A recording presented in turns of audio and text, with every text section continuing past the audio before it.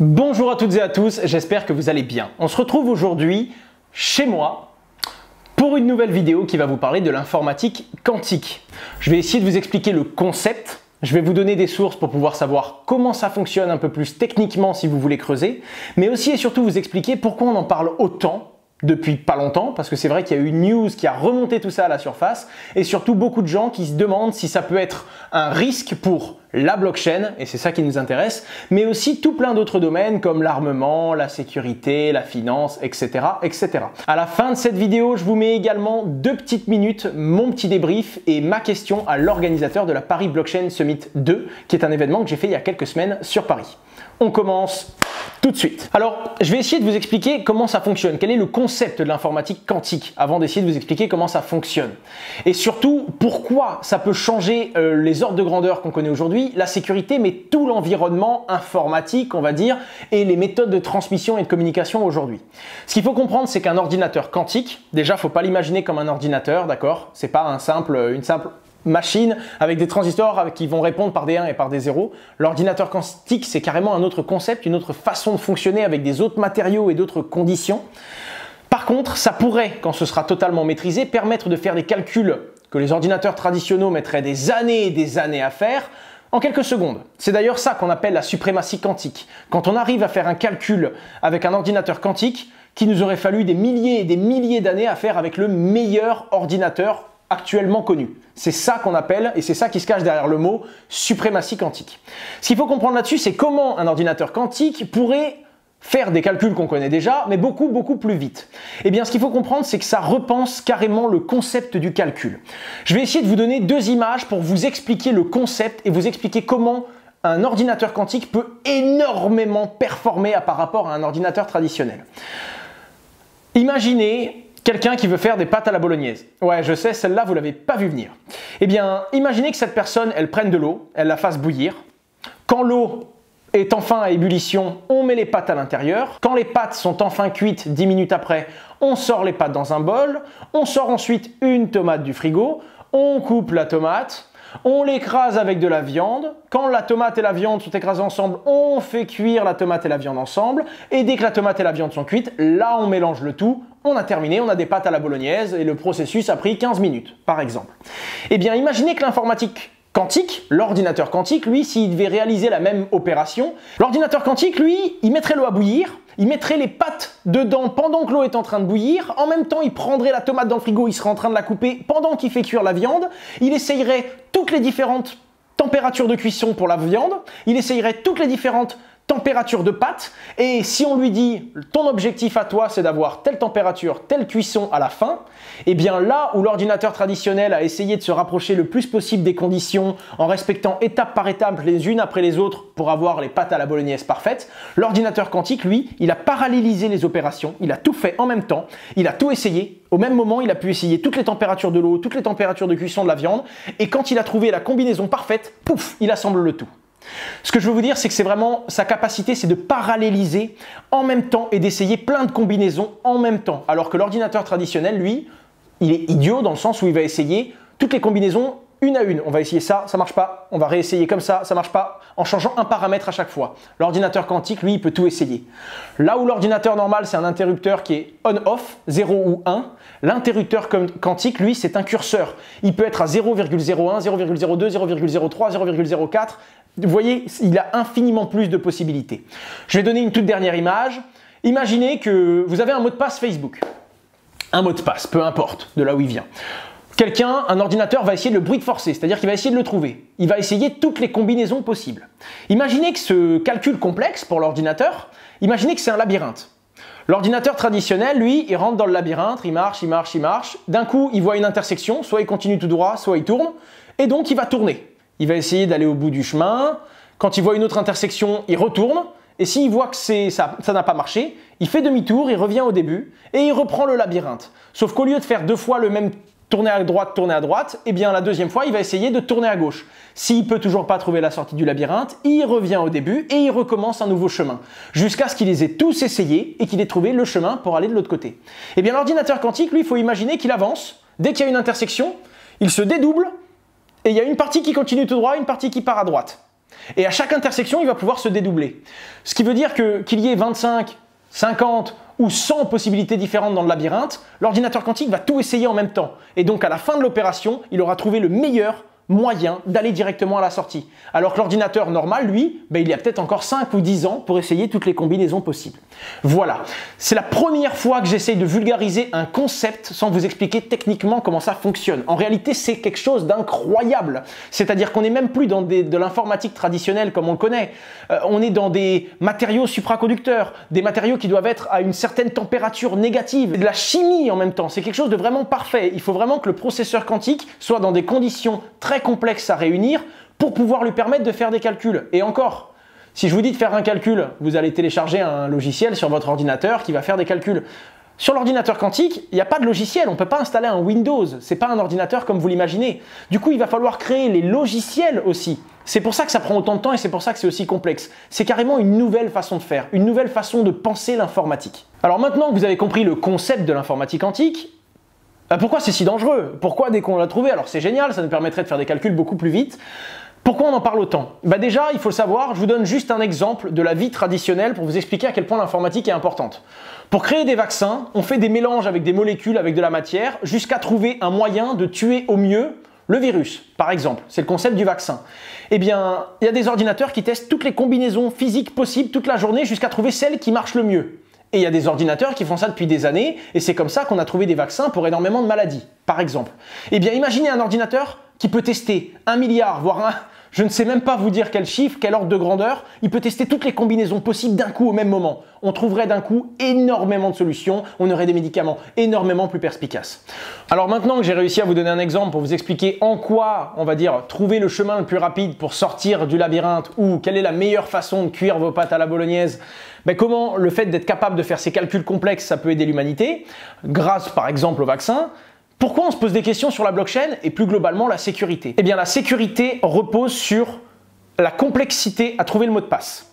C'est-à-dire que par exemple, une banque qui communique avec une autre banque pour envoyer un flux financier, elle va utiliser un chiffrement, l'un des plus connus c'est le chiffrement RSA, qui va permettre aux deux personnes qui communiquent d'avoir le mot de passe de l'autre. Comme ça, à chaque fois qu'un message arrive, avec le mot de passe de l'autre, on peut le déchiffrer. Dès qu'on a compris, on lui fait une réponse, on le chiffre avec sa clé publique et on lui envoie à lui. Lui, il a la clé privée, il peut déchiffrer le message, etc., etc. Ça leur permet de communiquer. Sauf qu'imaginez si vous interceptez un message, ou je sais pas moi, de l'argent, qui est protégé par un mot de passe, sauf que le mot de passe, il peut faire 5 caractères, 10 caractères, 500 caractères, 5000 caractères, eh bien peu importe, ce ne sera pas plus compliqué, même si le mot de passe est plus long, parce qu'un ordinateur quantique, lui, pourrait calculer toutes les combinaisons possibles en même temps et vous donnerait la réponse en quelques secondes, alors qu'actuellement les PC de l'univers entier mettraient des années et des années à le faire. Eh bien voilà pourquoi c'est dangereux. Parce que ça change carrément l'ordre de grandeur. Aujourd'hui, on dit que quelque chose est sécurisé quand il n'est pas rentable à casser. C'est-à-dire que là, si je mets une pièce de 1 euro dans la rue par terre, c'est rentable de se baisser pour la prendre. C'est bien beau de savoir qu'il y a 1 milliard en or sous terre. Si vous devez acheter une machine qui coûte 2 milliards pour creuser, eh bien, l'or est bien sécurisé parce que ce n'est pas rentable. L'informatique quantique, lui, changerait totalement la dimension en fait sur cette question de qu'est-ce qui est sécurisé, qu'est-ce qui l'est pas. Et pour en revenir au minage, la grosse question qui se pose, c'est comme vous le savez, toutes les 10 minutes, il y a un nouveau bloc sur la blockchain Bitcoin.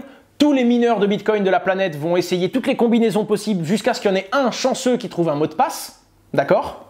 Et dès que le chanceux, on va dire, il arrive à déchiffrer l'énigme, pour faire très très simple, parce que c'est pas vraiment un mot de passe, dès qu'il arrive à trouver la solution, eh bien c'est lui qui a le droit d'ouvrir le nouveau bloc, il récupère les commissions et les nouveaux Bitcoins générés.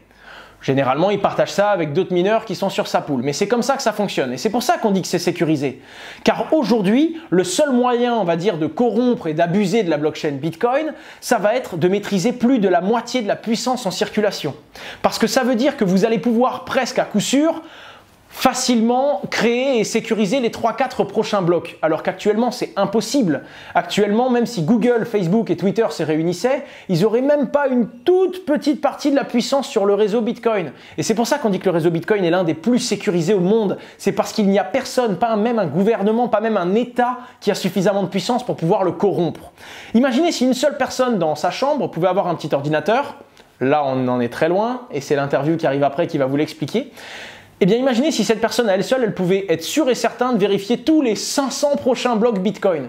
Ben non seulement il n'y aurait plus de commission pour les autres personnes sur le réseau, et ensuite, cette personne à elle seule, elle pourrait en gros truquer le réseau Bitcoin. Comme elle sait que c'est elle qui va ouvrir les prochains blocs, elle pourrait faire ce qu'on appelle des doubles dépenses. C'est-à-dire dépenser des Bitcoins, et dans le bloc d'après, les redépenser encore une fois alors qu'elle ne les a plus. Par exemple, vous l'avez compris, d'une minute à l'autre, ça décrédibiliserait tout le réseau. Mais, et c'est pour ça que je fais intervenir Frédéric Bonelli, vous allez voir, le personnage est incroyable. J'ai fait un bloc-notes avec lui. Quand on a parlé du quantique dans ce bloc-notes-là, il m'a expliqué des choses que je n'avais pas compris, mais d'une simplicité aberrante. Du coup, je me suis dit, il faut vraiment que je fasse un petit échange avec lui et que je vous le présente et que je vous le mette devant la caméra parce qu'il est vraiment pertinent.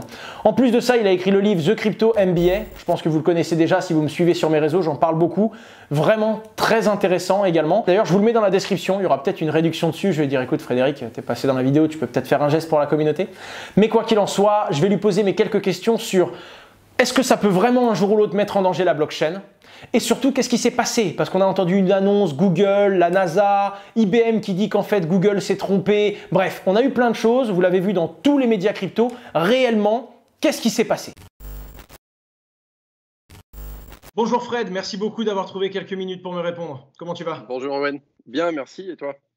Très très bien. Alors comme tu le sais, j'ai voulu faire un sujet sur le quantique. Bon, je suis tombé de haut, j'ai appris beaucoup de choses et tu le sais très bien parce qu'on s'est fait quelques échanges avant pour que je puisse vraiment comprendre l'ampleur de l'informatique quantique.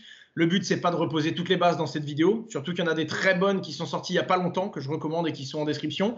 En attendant, j'aimerais faire appel à toi pour qu'on puisse répondre à 2-3 questions bien précises sur ce qui s'est passé récemment avec Google et sur surtout le regard que ça peut avoir vis-à-vis de la blockchain et de mon environnement, les crypto-monnaies. Alors déjà, est-ce que tu pourrais très rapidement te présenter? Je l'ai déjà fait, mais en une phrase, si toi tu devais te présenter, qui es-tu et qu'est-ce que tu fais? Alors, je suis l'auteur du livre The Crypto MBA, contributeur sur Forbes et comme tu sais, je gère un fonds d'investissement crypto qui s'appelle Speed Crypto Capital. D'accord. J'en profite aussi pour rappeler, parce que du coup, tu as sorti un article sur l'informatique quantique justement et les crypto-monnaies il y a 2 jours, c'est ça? Oui, tout à fait. Tac. Je le mets en description pour ceux qui veulent aller consulter. C'est la version super longue avec les détails, l'explication mathématique et les références de ce que vous allez voir là. En gros, pour faire super complet. Ok, alors du coup, Frédéric, je te pose la question. Quel est le fait? Qu'est-ce qui a été annoncé? Qui a fait une annonce? Et concrètement, qu'est-ce qu'il y a derrière? Qu'est-ce qui s'est réellement passé? Alors, concrètement, l'annonce, il y a eu un petit bug avec un article, un communiqué de presse qui est sorti sur le site officiel de la NASA, alors qu'il n'était pas encore complètement relu. Et puis finalement, il y a un article sérieux, relu et officiel qui est sorti dans la revue Nature, qui est une revue spécialisée dans les communications scientifiques, et qui est un article co-signé en fait entre Google Laboratory, la NASA et un troisième laboratoire qui est le Oak Ridge National Laboratory, qui est un laboratoire spécialisé dans les ordinateurs quantiques. D'accord. Ces 80 chercheurs ont travaillé entre eux et ont annoncé avoir réussi à faire travailler un ordinateur quantique qu'ils ont conçu, basé sur une puce spécifique. Okay. Et cet ordinateur quantique, il a réussi à terminer un calcul en 200 secondes, là où, selon leurs estimations, le meilleur des supercalculateurs au monde mettrait 10 000 ans. Le fait de réussir à faire ça, ça rentre dans ce qu'on appelle la suprématie quantique, c'est-à-dire la capacité à faire avec un ordinateur quantique ce qu'aucun ordinateur normal ne serait capable de faire. On peut considérer que 10 000 ans, c'est de l'ordre de l'impossible. D'accord. Alors, j'ai lu beaucoup de choses, notamment ton article et tout, et en creusant un petit peu, je me suis renseigné, j'ai vu que c'était une tâche bien précise, qu'on avait créée exprès pour l'ordinateur quantique. Donc, il y a plein de gens qui disent que, bon, globalement, on ne peut pas dire que l'ordinateur quantique est meilleur que l'ordinateur dans plein de domaines. Est-ce que tu peux me détailler un petit peu ça? Alors, je te détaille ça. Juste avant, donc, il y a une polémique, c'est qu'en fait, ce que je viens de te donner, c'est les données Google. D'accord. Donc Google, NASA et le troisième partenaire. Quelques jours plus tard, IBM a réagi avec 2-3 autres spécialistes parce que c'est un domaine qui est très en compétition. Donc il y a pas mal de gros acteurs qui sont en train d'essayer de prendre le fameux winner takes all, le premier qui est sur le marché et qui va pouvoir annoncer qu'il a la suprématie quantique, qu'il a un avantage compétitif. Donc évidemment, les concurrents, ils n'étaient pas contents. Donc ils ont réagi en disant bah non, c'est pas vrai. Effectivement, Google a créé un ordinateur quantique. Effectivement, il a fait le calcul. Par contre, on n'est pas d'accord avec l'estimation de 10 000 ans pour ce que serait capable de faire un supercalculateur classique. Nous, on dit qu'il faut 2,5 jours. Alors 2,5 jours, ça reste quand même 1080 fois supérieur aux 200 secondes de l'ordinateur quantique de Google, mais on peut moins affirmer qu'il s'agit d'une suprématie quantique. C'est juste une très grande optimisation. Mais c'est déjà un très gros exploit. D'accord. Puis j'avais vu aussi que IBM avait dit que c'était possible avec une machine particulière de le faire en 3 jours, mais ils l'ont quand même pas fait. Ils expliquaient Non. que ce serait voilà. Donc c'est là que je me dis quand même, ok, on peut pas parler de suprématie en mode les gens s'attendent trop à. On a déjà une boîte qu'on peut transporter partout facilement et qui est déjà plus puissante qu'un ordinateur. Là, c'est le but de cette vidéo aussi de leur faire comprendre qu'on était dans un environnement spécialisé pour un calcul très spécialisé et qu'on le compare à d'autres machines qui elles aussi sont spécialisées au fond. La vraie question, c'est il y a quand même eu une avancée, car il y a beaucoup de chercheurs qui pensaient que le quantique, ça pouvait simplement être un fantasme, mais ça ne pouvait pas, du moins, permettre de faire des calculs beaucoup plus facilement. Pour le coup, même si ce n'est pas une avancée suffisante pour dire que demain, ça va changer le monde, c'est quand même une avancée qui prouve que la technologie est formidable. L'informatique quantique, même si on ne le maîtrise pas aujourd'hui, pourrait à terme ou non faire ce genre de calcul hyper facilement et sans encombre. C'est ça. Tu peux pas du tout envisager de la même manière un voyage sur Mars tant que tu n'as pas une fusée qui est réellement allée physiquement sur la Lune. Ok. Eh bien, la quantique, c'est pareil. Jusqu'à présent, un ordinateur quantique, c'était un concept amené par Richard Feynman et qui commence dans les années 50 parce qu'il est spécialisé dans la physique quantique. C'est un des grands contributeurs à la science de la physique quantique à dire je pense qu'il sera possible un jour de créer un ordinateur quantique. Au départ, c'est une idée. Alors Google, qu'est-ce qu'ils ont fait? C'est qu'ils ont réussi à faire qu'on est passé d'une idée à un vrai prototype, à réaliser un calcul spécifique, un calcul test. Donc, on est très très loin de ce que devrait être un ordinateur quantique capable de casser les sécurités décryptées. En revanche, le fait d'avoir réussi à franchir cette étape, ça permet de se projeter comme on l'aurait fait à l'époque des premiers ordinateurs à microprocesseurs et transistors, en se disant, maintenant qu'on a été capable d'en faire un petit et qui fait un petit calcul, on peut commencer à intuiter que dans les 10-20 prochaines années, on va aboutir à quelque chose de 1 million de fois plus puissant. C'est exactement le même raisonnement qui commence à être fait aujourd'hui un petit peu vite par les gens qui ont repris l'exploit de Google et qui ont dit maintenant qu'on est capable de faire un ordinateur avec 53 qubits, alors les qubits c'est le transistor quantique, mais ça permet de se donner un ordre d'idée, il va en falloir des dizaines de millions sur une puce quantique pour être capable de casser des algorithmes. Donc et j'ai aussi, si je ne me trompe pas, hein, arrête-moi si je me trompe, mais on pourrait penser qu'un ordinateur de 100 qubits, c'est 2 fois plus dur à faire qu'un ordinateur quantique de 50 qubits.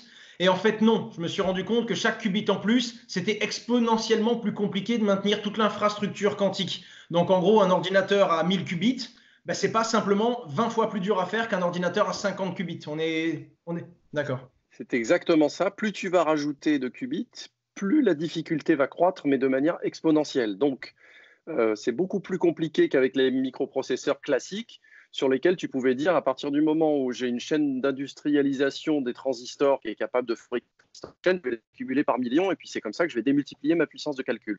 Tu ne peux pas vraiment raisonner comme ça avec un ordinateur quantique. Ça va être beaucoup plus difficile de passer de 50 qubits à 200 que de passer de 0 à 50, etc. Donc, on n'est pas en danger tout de suite. L'autre point que je voulais souligner sur cette histoire de est-ce que la blockchain est en danger, est-ce que les mineurs sont en danger parce que demain un ordinateur quantique à lui tout seul va pouvoir miner 200 000 fois plus vite les blocs? En fait, c'est un petit peu la théorie du mystère. Exactement de la même manière qu'il y a des gens qui sont en train de développer les ordinateurs quantiques, il y a des gens qui sont en train de développer les futurs algorithmes qu'on appellera post-quantiques qui seront résistants aux ordinateurs quantiques si c'est ça qu'on cherche. Donc, dans le cadre pour la blockchain, spécialement crypto, il y a ABC Mint, qui est une fondation qui travaille déjà sur un algorithme. Parce que j'ai cru comprendre aussi, même si je n'ai pas tous les fondements derrière, que le quantique, ça peut permettre d'accélérer énormément certains types de calculs. Par contre, pour d'autres tâches d'un ordinateur, ce sera absolument pas compétent. Tout à fait. Les 2 points à savoir, c'est qu'un ordinateur quantique ne peut pas fonctionner seul. En tout cas aujourd'hui, il faut qu'il ait un ordinateur classique pour le piloter. Okay. Et le deuxième point, effectivement, c'est qu'il ne faut pas simplement imaginer qu'on a repensé l'objet, l'ordinateur en tant que tel avec les puces qu'il y a dedans. Il faut également repenser complètement la manière de programmer cet objet, parce qu'on ne peut pas utiliser un ordinateur quantique avec un programme écrit dans les langages traditionnels.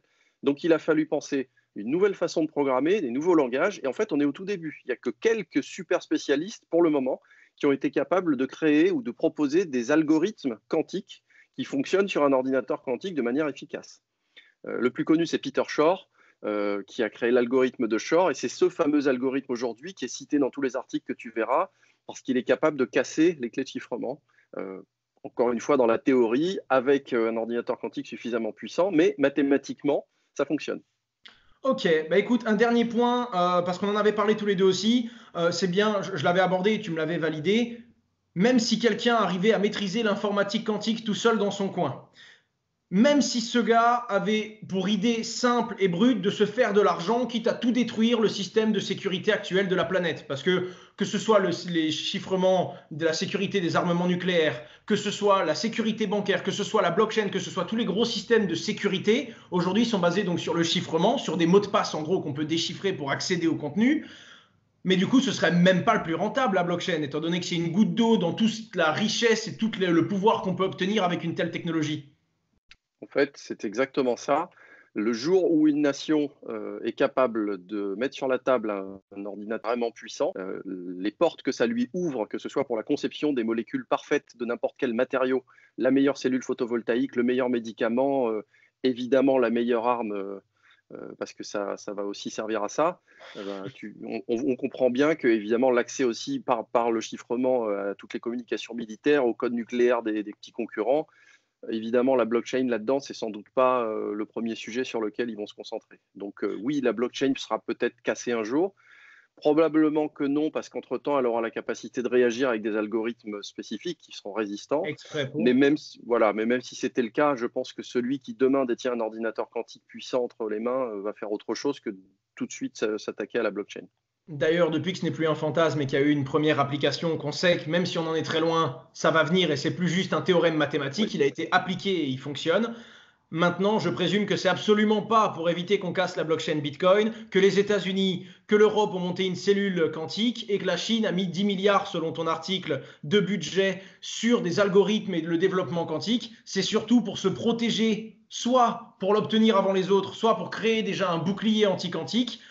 Et certainement pas pour empêcher la blockchain d'être cassée, mais plutôt pour protéger les vrais secrets, les vrais armements et les vraies finances de chaque pays. Ok, bah écoute, merci. Exactement. Merci, parce que ça va me permettre d'avoir un vrai niveau de pertinence dans ma vidéo. J'aurais bien pu apprendre autant de choses que tu ne le sais sur le quantique pour une vidéo, mais ça m'aurait demandé beaucoup d'efforts.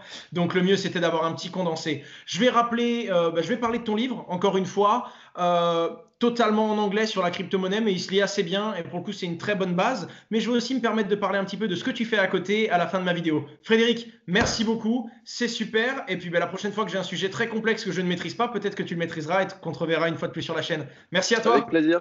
Merci, au revoir Owen. Au revoir. Voilà, j'espère maintenant que c'est beaucoup plus clair pour vous. Je voulais également vous dire qu'il y a un concept qui a été très bien pensé par Satoshi Nakamoto. Je pense que ça a été pensé pour ça. Si un jour l'être humain a une évolution technologique qui permettra à quelqu'un d'abuser du réseau Bitcoin et de générer plus de 51% de la puissance de calcul afin de, en gros, contrôler complètement le réseau, eh bien, il y a quelque chose qui m'a beaucoup plu, c'est que le réseau Bitcoin reste transparent. C'est-à-dire que même si quelqu'un maîtrisait l'informatique quantique, et vous avez vu qu'on en est loin, même si quelqu'un a décidé de s'attaquer à la blockchain, et vous avez vu qu'il y a vraiment plus rentable, eh bien, rappelez-vous que si une personne arrive à maîtriser le réseau Bitcoin et à faire des doubles dépenses, du moins à abuser de sa puissance pour gérer le réseau Bitcoin et pour en tirer profit, eh bien, ce serait quand même transparent. C'est-à-dire que nous tous, utilisateurs du Bitcoin, on pourrait le voir, on en aurait conscience. Et d'une minute à l'autre, on n'aurait plus confiance au Bitcoin. Vous savez, la valeur du Bitcoin, c'est la confiance qu'on accepte de mettre en lui. Si d'une minute à l'autre, on voit que quelqu'un abuse et a trouvé une solution pour abuser du système Bitcoin, eh bien d'un coup, tout le monde va revendre ses Bitcoins, le Bitcoin va s'effondrer et la personne qui a cette fameux ordinateur quantique et qui a abusé du réseau, eh bien, elle aura simplement réussi à devenir le roi d'un empire qui n'existera plus et qui ne vaudra plus rien. Et c'est ça qui me plaît beaucoup. La blockchain, et je le dis souvent et les gens me demandent pourquoi, eh bien c'est ça que je pense quand je dis c'est la première fois que je découvre une technologie où c'est rentable pour l'être humain de faire en sorte que tout se passe bien pour les autres.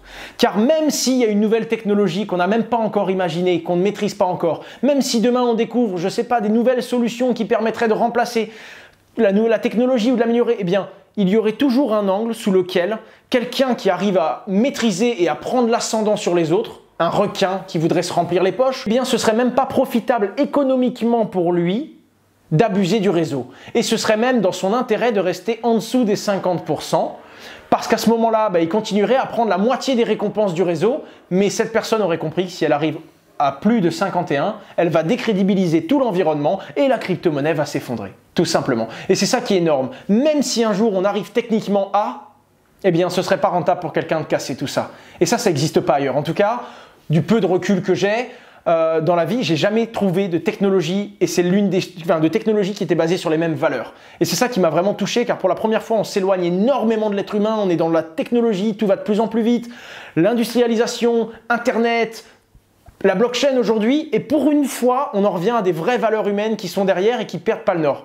Et c'est d'ailleurs pour ça que je suis pas d'accord avec certaines personnes dans la blockchain qui disent ouais, il y a que le Bitcoin, c'est la vraie crypto-monnaie, il y en a plein d'autres qui servent à rien. Je suis pas d'accord avec eux, mais c'est vrai qu'il y a que le Bitcoin qui, de par sa taille, a réussi à incarner toutes ces valeurs. Et c'est pour ça qu'il y a des fois des réseaux plus rapides que le Bitcoin sur le papier, mais on garde quand même le Bitcoin en numéro 1 parce que le Bitcoin, de par sa taille et de par la confiance qu'on a mis à l'intérieur, ça reste la monnaie la plus solide qui est actuellement sur le marché. Fred, c'est une personne que j'ai vraiment appréciée, qui m'a vraiment impressionné, et j'aimerais vous faire découvrir sur ma chaîne YouTube encore plus de cerveaux aussi pertinents que le sien. À chaque fois que je suis dans un domaine et que je me renseigne, je commence à avoir des petits contacts et des fois je tombe sur des gens vraiment pertinents, et quand je peux vous faire partager leur expérience et leur vision, j'essaierai de vous les mettre devant la caméra une fois de plus. Son livre dans la description, ainsi que quelques articles qu'il a fait, notamment un article qu'il a fait sur la suprématie quantique d'un point de vue blockchain et crypto-monnaie, donc ça va vraiment vous intéresser, surtout qu'il est quand même contributeur pour Forbes. Je vous mets également une vidéo de Science Étonnante qui vous parle de l'informatique quantique, beaucoup moins conceptualisée que moi, mais avec beaucoup plus de vraies sources, du vrai technique, quelque chose qui vous explique mathématiquement et physiquement comment ça peut fonctionner. Et maintenant, et pour clôturer cette vidéo, 2 petites minutes de présentation de la Paris Blockchain Summit.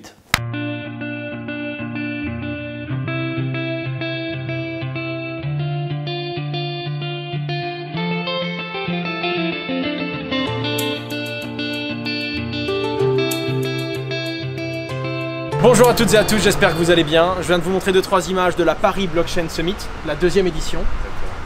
Tu es Rémi Oscan, tu es l'un des 2 frangins qui a organisé cet événement. En 3 phrases, tu peux présenter 3 de tes activités, une seule. Qui tu es, qu'est-ce que tu fais? Qui je suis, tout simplement un amoureux de cette industrie, et j'ai voulu rassembler tout le monde à l'occasion du Paris Blockchain Summit, la 2e édition, surtout la communauté internationale dans un lieu aussi magnifique que celui-là. Parce que tout est en anglais du coup. Exactement, tout est en anglais, c'est très important qu'on s'intérialise, qu'on se professionnalise et qu'on se structure dans notre écosystème. D'accord. Comme à chaque fois, j'aime bien rentrer là-dedans. S'il y avait un truc que tu devais refaire aujourd'hui différemment de ce qu'on a vécu, qu'est-ce qui t'a le plus déçu? La façon dont notre écosystème a évolué. Aujourd'hui, on se bat pour des petites choses alors qu'on pourrait construire tous ensemble une grosse industrie, surtout avoir plus de visibilité à l'étranger. J'ai la chance de voyager beaucoup, notamment au Parlement européen quand je suis auditionné par les députés, et je vois malheureusement d'autres pays se mobiliser bien de meilleure façon que nous. C'est un peu français et un peu européen, voilà, même, exactement. De pas trop vouloir... D'ailleurs, toi, tu pars beaucoup à l'international. Ouais. D'ailleurs, c'est vrai, mais je te connais plus sur des projets qui sont à l'international que sur des projets français. Exactement. En tout cas, qu'est-ce que tu as pensé de la première édition par rapport à celle-là? Parce que globalement, il y a des meilleurs feedbacks et il y a plus de monde. Bah écoute, ce qui est génial, c'est qu'on voit effectivement l'industrie grossit au fur et à mesure des années, et que surtout elle s'internationalise, notamment en France. C'est-à-dire qu'on a moins en moins de mal à ramener du monde en France, parce qu'effectivement cette attractivité, on voit qu'il y a une vraie expertise ici en France. On est tous là pour partager notre expertise et surtout générer des leads concrets. Il faut vraiment que ça continue dans le bon sens. Tu m'as invité, j'ai passé un bon moment, j'ai rencontré beaucoup de gens de ma communauté qui peuvent pas aller à tous les events car c'est souvent très cher. Là c'est abordable, du coup on est sur des places à moins de 100 € alors qu'il y a des projets, des fois c'est jusqu'à 1000 € la place de l'event. Ça n'a pas de sens. Surtout ça ne donne pas accès à tout le monde. Je sais que tu es porteur du projet Tozex. Exactement. 3 phrases pour Tozex. Bah écoute, Tozex veut tout simplement pouvoir apporter quelque chose de significatif à cette industrie, la possibilité de pouvoir trouver du financement pour les petites et moyennes entreprises en utilisant la technologie blockchain, mais sans souffrir des barrières techniques, des barrières financières et des barrières juridiques. Bah, je vous invite à aller faire un tour sur tozex.io. De la tokenisation. Exactement. Et vous accompagnez le projet dans sa tokenisation.